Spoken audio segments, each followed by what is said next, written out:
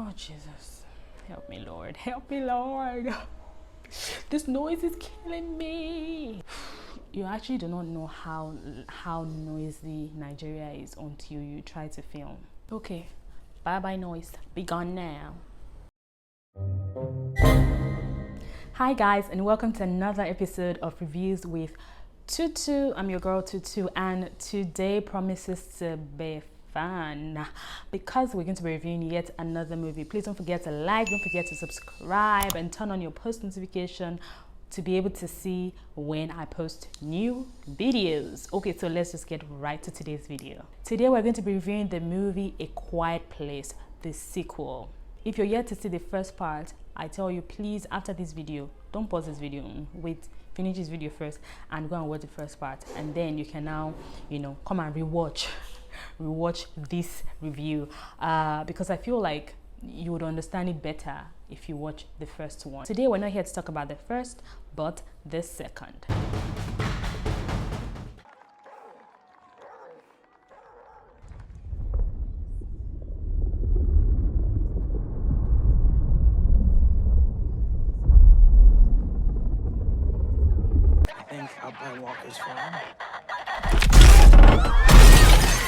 A Quiet Place Part 2 just follows up with the Abbott's family as they try to fight for survival and just, try to survive in silence, basically.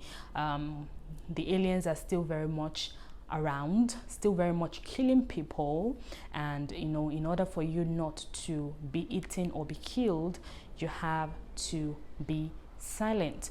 And we all know that it's not possible because these aliens move like they are like landmines, right? Like any little sound, they're there. So they cannot actually see, but they move with sound. So you had to move as silent as possible. So for those of you who haven't seen the first part, that's just really what the rundown of the entire movie is. It's just about surviving in silence because the world happened to be an alien infested world, and by world I mean the United States of America, because that's usually what they always try to preach to us as the world.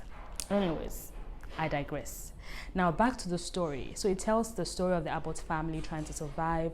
The father is gone, of course, in the first part, which was how it ended, I think. Yeah, the mother, that's Emily Blunt, and the two children, including the baby, try to fight for survival, basically. Now let's talk about the good. One of the good things I like about A Quiet Place Part 2 is the fact that now the story, Emily Blunt no longer was the main character. Now the story revolved around Millicent Simmons, which is the deaf girl, the deaf daughter. And we see her evolve in this sequel, and she comes as a heroine in this sequel. As a matter of fact, not just her alone, but the brother as well, who at the end of the day, we see the children saving the day as opposed to, the adults doing that.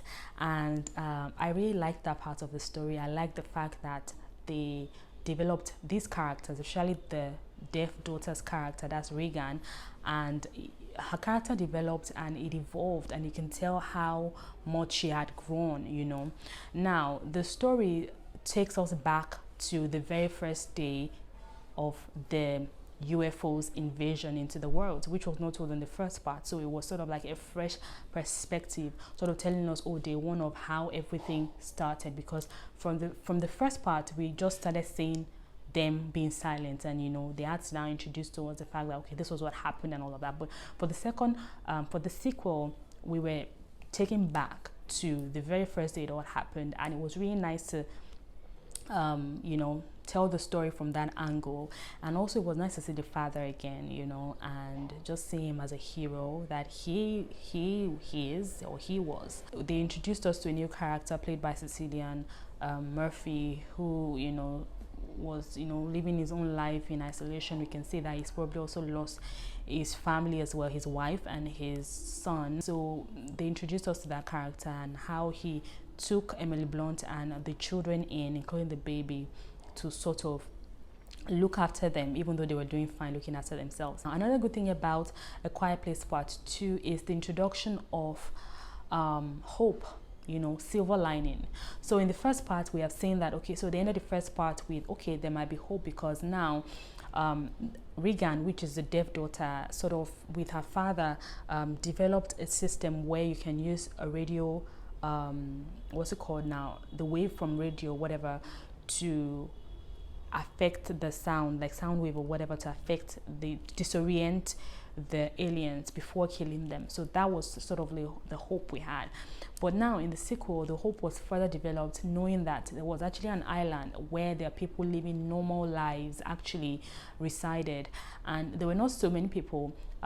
We're told that in the story, apparently the aliens cannot swim. So when the government were trying to evacuate people, some people tried to make it to this island, and that was when they realized that, oh, these aliens cannot actually swim. So those people on the island are doing fine. They're talking normally, living normally, because the aliens can actually not get to them because of the water.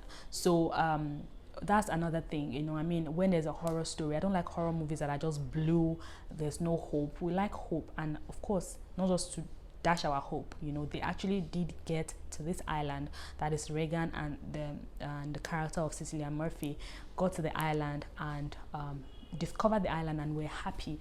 Now we were left with a cliffhanger of whether or not, because they have to go back to get Emily Blunt, that's the mom, and the brother and the baby, because they left them there. The mother actually sent Cillian Murphy after Regan to go and get her to come back, but Regan was able to convince the man that, please help me, I really need to do this, because I mean, how long can you really run from aliens? How long can you stay silent? And it's not even just being like whispering and say, it's kind of silence where you cannot, like, if you step on a twig and there's a crackle or whatever, the aliens will come running. So it's unrealistic to survive in that kind of world. So yes, you really need, knowing that there's an island where people are actually living normal. The girl really wanted to do that. And of course, armed with her radio, being able to disorient the aliens and all of that, she felt courageous and bold to take that step to look for the island. Regan got to the island with the man, and the aliens, one of the aliens followed them on the boat to the island, unknown to them. And so we see the peaceful life that these islanders have developed being smashed to pieces. Get it done! Get it done! So it's sort of like, oh, but then they were able to kill the alien, which sort of now takes us to what might be coming in the third part, which is the fact that it's possible that now that Regan can broadcast live the sound waves, so which means that any and everywhere that radio broadcast is up, whenever the aliens hear it, they're disoriented and you can easily kill them, so that's sort of like a hope for the human race, and then of course we're going to have to see them go back to the mother and the brother and the baby to bring them to the island. So I guess that's what the third part is going to be all about. Now let's talk about the bad. I think for me, the bad in A Quiet Place Part 2 would just be every other thing that a sequel comes with, which is, yes, nothing is as really good as the original. And whenever you're telling a story, especially stories that do not really require you to tell a sequel, it almost becomes lethargic, because I would say that the story unfolds in a lethargic manner where it was just a little bit slow, it wasn't as fast-paced as the first, and apart from the scenes where we see the aliens trying to come and do their thing, it was just mostly very slow and a bit draggy, but it wasn't anything that was so out of place or so bad. Finally, I would rate this movie a 7/10. It's a good watch. You can relate to the family or the survival instincts of the main characters. So that's it, guys. Thank you so much for watching my review today, and don't forget to like, don't forget to subscribe, and turn on that post notification so you can see when I post the new videos. And I'll see you in my next video. Mwah.